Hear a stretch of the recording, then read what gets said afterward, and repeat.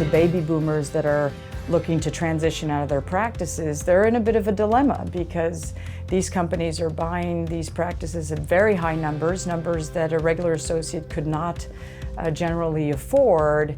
What's the best outcome there? I mean, veterinarians should be able to realize as much as they can for their practices and transition their practices to a suitable buyer. They've worked really hard, many sacrifices through their 30, 40 years of practice, and they're kind of having the opportunity to cash in. And what is that going to do for associates that now, can't buy some of those practices?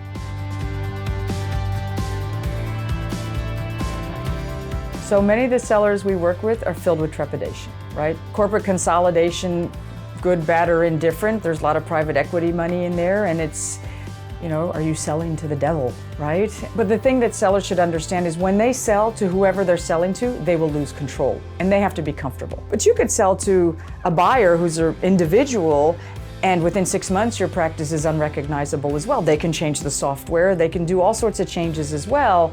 And I think what's so hard is that for any sellers to kind of lose that control, and they're concerned for their staff that things will not change.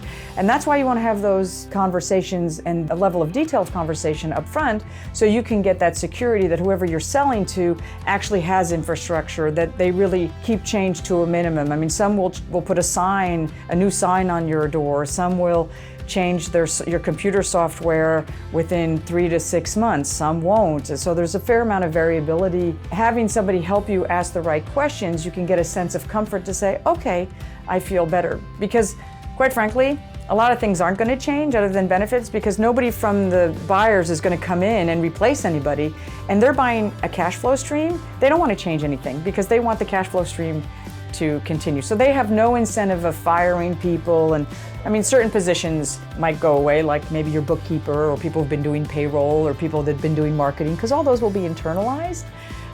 But sometimes you can preserve some of those jobs as well. I don't think it's good, bad, or indifferent. It's part of the evolution of our industry. I believe that, buyers that have deeper pockets can do a lot for our industry. They can have much bigger marketing dollars. They can help educate the public. There's probably 30 to 40% of small animals that don't see veterinarians, and they can adopt technology much quicker than us. The small practices, the mom and pop operations, right? So we can let them do a lot of heavy lifting on things that we will benefit from at the tail end as a mom and pop operation, because if corporate dollars go into marketing and educate pet owners on the importance of veterinary care, every veterinarian benefits from that, right? And they also have the ability to train associates and mentor associates, sometimes better than the mom and pop operation, where the owner or owners are already strapped doing their veterinary medicine. They may not always be the best mentors. That doesn't mean that there's not excellent mentors, but I think we have to figure out how we can all elevate veterinary care and patient care, and large animal as well, and all find our spots in this new ecosystem.